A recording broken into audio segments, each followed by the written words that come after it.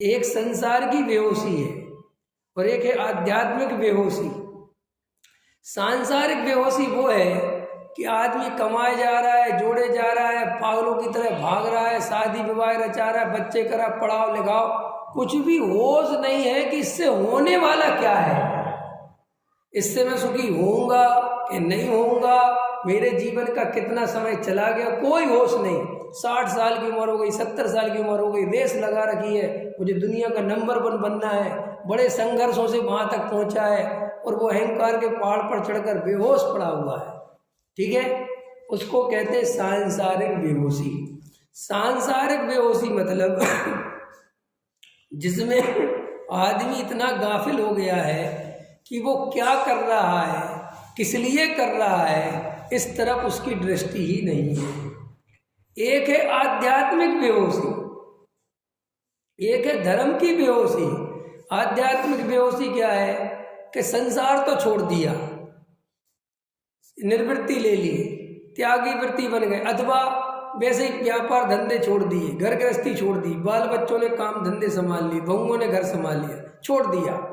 अब छोड़ के क्या करने लगे कि सुबह 6 बजे मंदिर भाग रहे हैं, पूजा में अभिषेक देख रहे हैं, प्रक्षाल देख रहे हैं, फिर पूजा कर रहे हैं, 3-3 4-4 बैठे हुए हैं मंदिर में ही, फिर 10 बजे 10:30 बजे तक 11 बजे तक घर जा रहे हैं। 11 बजे क्यों जा रहे हैं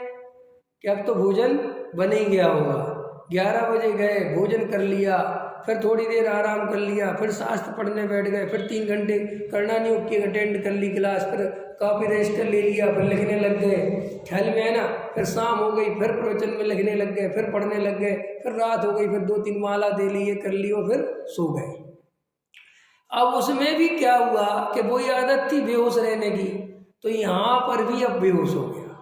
अब वो रूटीन वर्क हो गया। अब उसमें भी ये निर्णय नहीं कर रहा है कि मैंने सुबह पूजन करी तो क्यों करी,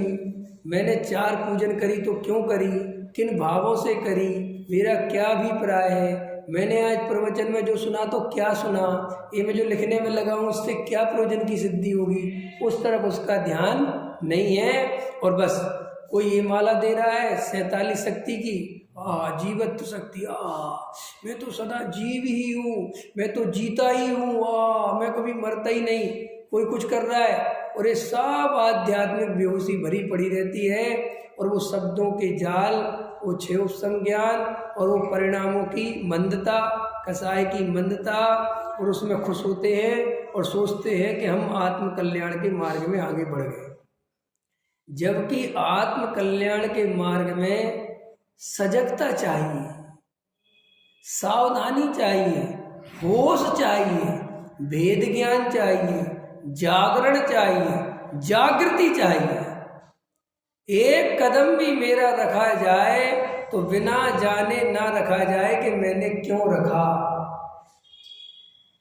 तब जाके आध्यात्मिक